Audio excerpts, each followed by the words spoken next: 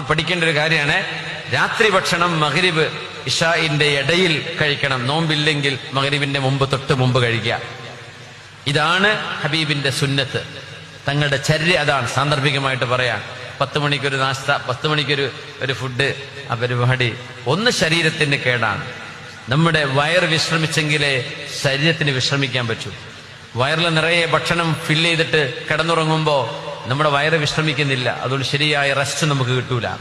അതുകൊണ്ട് ഡയബറ്റിക് ആവും, അതുകൊണ്ട് കൊളസ്ട്രോൾ വരും, അസുഖങ്ങൾ വരും. മിനിമം ഭക്ഷണം കഴിച്ച് നബി തങ്ങൾ പറഞ്ഞു, ലാ തനാമു അലൈഹ, ഭക്ഷണം കഴിച്ച് ഉടനെ പോയി കിടന്നിറങ്ങരുത്. ഇതൊക്കെ ഇന്ന് മെഡിക്കൽ സയൻസ് പറയുമ്പോൾ വാവ് ഭയങ്കര സംഭവമാണ്. നമ്മുടെ ഹദീസിൽ കിടക്കുന്ന വിഷയങ്ങളാണിത്. മഗ്രിബ് കഴിഞ്ഞാൽ പിന്നെ അഷ ഡിന്നർ, അത് കഴിഞ്ഞാൽ പിന്നെ ഇഷ നമ്മുടെ നൈറ്റ് പ്രയർ, രാത്രി നിസ്കാരം. മഗ്രിബിന്റെയും ഇഷാഇന്റെയും ഇടയിൽ ഭക്ഷണം കഴിക്കുക. പിന്നെ നിങ്ങൾ കുറച്ച് സമയം ഇരുന്നോ, ഉറക്കം വരുന്നവരെ വെയിറ്റ് ചെയ്ത്